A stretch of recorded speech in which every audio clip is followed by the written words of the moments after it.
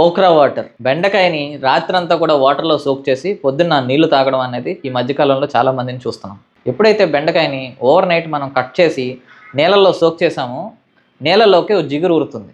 దాన్నే మనం మ్యూసిలేజ్ అని పిలుస్తూ ఉంటాం. ఈ మ్యూసిలేజ్ని మనం తీసుకోవడం వల్ల మనకు వచ్చే బెనిఫిట్స్ ఏంటనంటే, ఇది ఒక సాల్యుబుల్ ఫైబర్.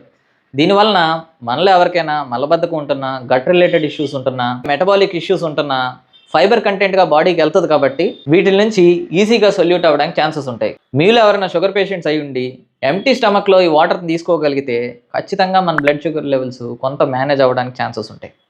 సహజంగా బెండకాయలో vitamin A, vitamin C and antioxidant levels కూడా చాలా ఎక్కువగా ఉంటాయి. సో రాత్రంతా ఎప్పుడైతే వాటర్లో సోక్ అయిందో ఆ వాటర్లోకి ఆ న్యూట్రియంట్ వాల్యూ అబ్జర్వ్ అవ్వడం వలన ఆ వాటర్ తీసుకోగలిగితే మనలో యాంటీ ఆక్సిడెంట్ లెవెల్స్ కానీ వైటమిన్ ప్రొఫైల్ కానీ ఇంప్రూవ్ అవ్వడానికి ఛాన్సెస్ ఉంటాయి. ప్రతిరోజు తీసుకోవచ్చా, దీనికి ఏమైనా అడ్డు ఉన్నదా అని అంటే, ఈ రోజుల్లో ఏ పంట కూడా మందు కొట్టకుండా దొరకట్లేదు. విపరీతమైన మందు కొట్టేసిన బెండకాయలని మీరు ఓవర్ నైట్ ఎప్పుడైతే వాటర్లో సోక్ చేస్తుంటారో ఆ పెస్టిసైడల్ రెసిడ్యూ కూడా వాటర్లోకి వెళ్ళడానికి ఛాన్సెస్ ఉంటాయి.